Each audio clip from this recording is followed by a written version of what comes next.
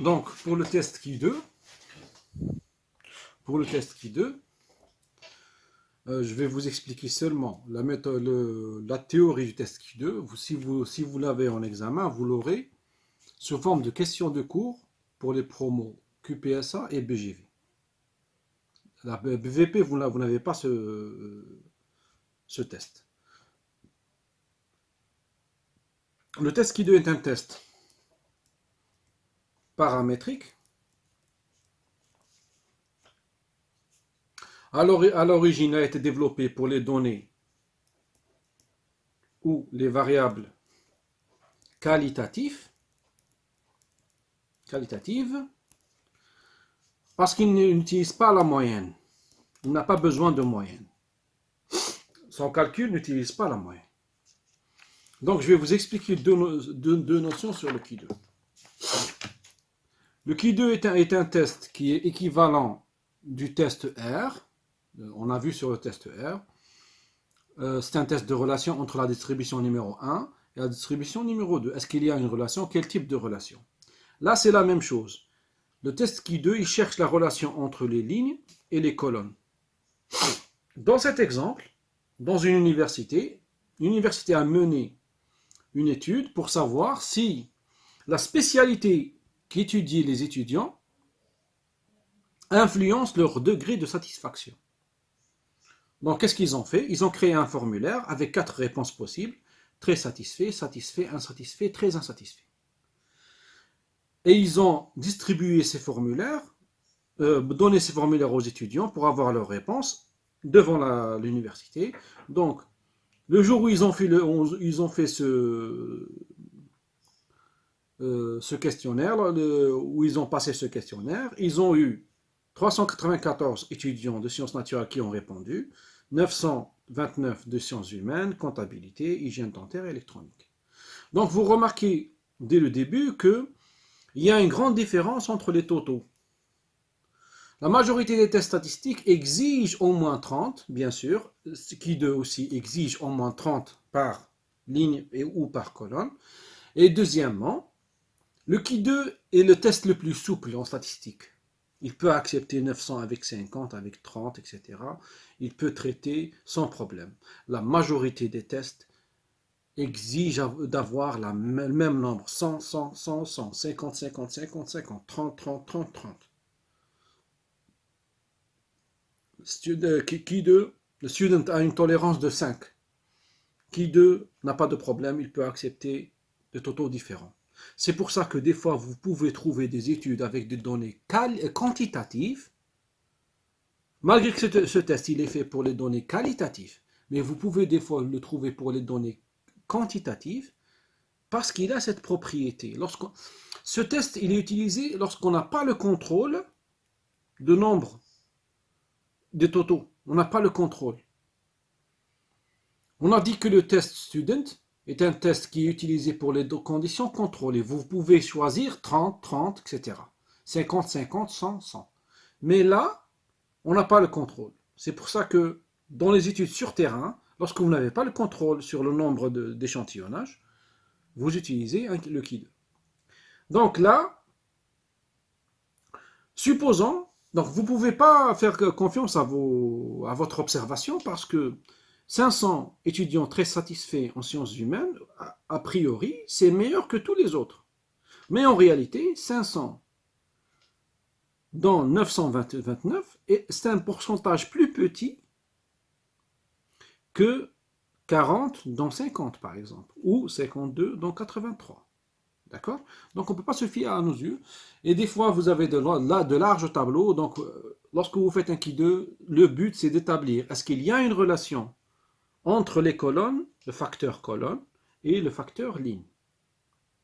Supposons qu'il y a une relation. Par exemple, ici, les étudiants de comptabilité sont très satisfaits. Le Ki 2, comme test statistique, comme test paramétrique, l'indicateur Ki 2, c'est la somme des différences entre les cellules. Si par exemple, supposons que dans cette cellule, nous avons 80% de gens qui sont satisfaits, Et ici, on a 10, 10, 10, 10. Lorsqu'on fait la différence entre ces cases, l'indicateur statistique va être très grand.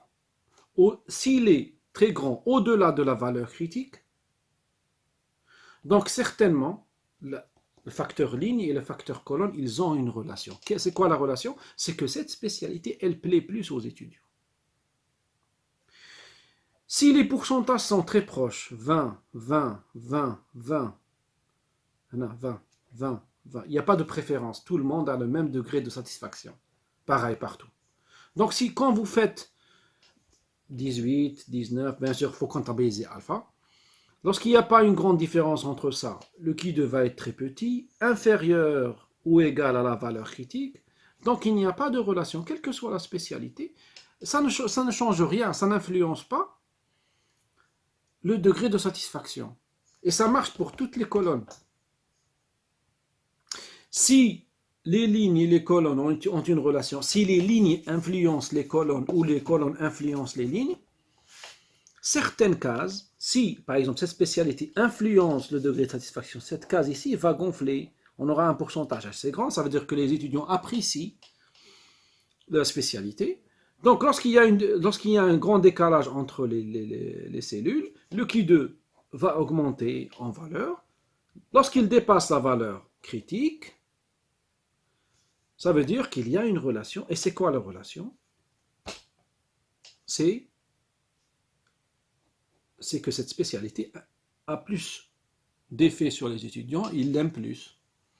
Donc et ça se montre dans les pourcentages, et ça va augmenter, puisque les tableaux sont très très complexes. Le Q2, c'est notre indicateur. Lorsqu'il est supérieur à la valeur critique, ça veut dire il y a des cases qui sont remplies et d'autres qui ne le sont pas. Pourquoi? Parce que la spécialité influence. Si le Q2 est inférieur ou égal à la valeur critique, ça veut dire que toutes les cases sont presque pareilles, il y a une légère différence. Et d'où elle vient la différence? Elle vient de alpha. Donc le degré de la spécialité n'influence pas la satisfaction. Quelle que soit la spécialité, c'est la même satisfaction, c'est la même chose. Il n'y a pas de relation entre ça et ça. D'accord?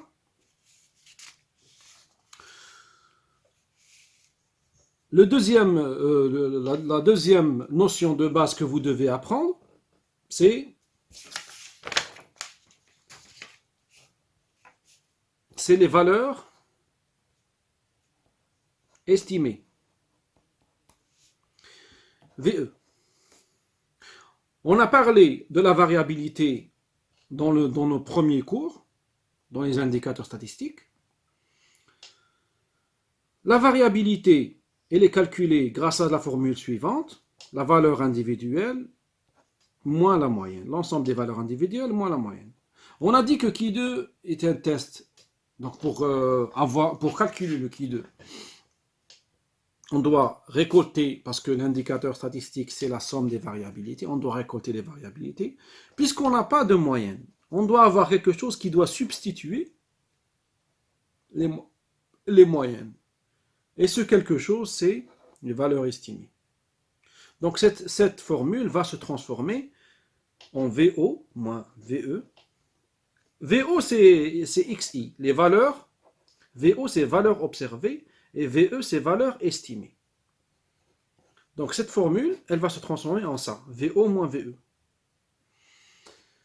VE, c'est quoi? La valeur estimée, c'est quoi? C'est les valeurs que je devrais avoir s'il n'y avait pas de variabilité. Je reprends l'exemple qu'on a fait en présentiel. Supposons qu'un groupe de 100 personnes, on va les peser sur une balance et on va obtenir la moyenne de leur poids. On va dire que c'est 60 kg. L'une de ces personnes, elle pèse 85 kg. Comment on va obtenir la variabilité pour cette personne? On va prendre le XI, le poids de la personne, 85, moins 60 kg. Ça, c'est la variabilité de cette personne. Pour chaque personne du groupe, on fait la même chose. Le poids de la personne, moins la moyenne. Et on fait la somme de tout. Maintenant, lorsqu'on n'a pas de moyenne pour les données qualitatives, la valeur estimée va jouer le rôle de la moyenne. Donc, cette personne, si elle n'était pas différente des autres, sa valeur estimée, là, sa valeur... Parce que 85, elle contient quoi? 85, elle contient 60 plus 25, la variabilité de la personne. 60 va partir avec 60, il va rester seulement la variabilité de la personne. Donc, c'est la même chose. VO, elle contient VE plus la variabilité. Lorsque je fais moins VE, VE va partir avec VE, il me rester seulement la variabilité. Cette personne, si elle était comme les autres, elle devrait peser combien? Son VE, il est de combien? 60. Elle devrait peser 60, si elle était pas comme les autres. VE avec VE, il nous reste seulement la variabilité. Donc, pour récolter la variabilité, on va faire VO moins VE. Donc, dans le tableau, où sont les VO, où sont les VE? Dans le tableau, c'est ça nos VO, les valeurs observées. On a trouvé 252 personnes de SNV qui sont très satisfaits de leur spécialité. 587 de sciences humaines qui sont très satisfaits. 40 de comptabilité qui sont très satisfaits. D'accord, c'est les vrais chiffres. Mais ces chiffres, ils contiennent de la variabilité. Il y a des différences, 35%, 25%, il y a des différences.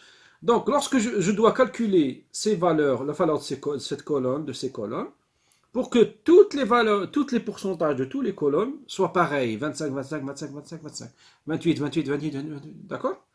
Donc, pour éliminer la variabilité, c'est les valeurs sans la variabilité, VE. C'est les valeurs que je devrais avoir s'il n'y avait pas de différence entre les cellules des lignes et des colonnes, les deux. Donc, comment je vais calculer les valeurs estimées? Je vais faire l'opération suivante. Les valeurs estimées, la formule elle est simple.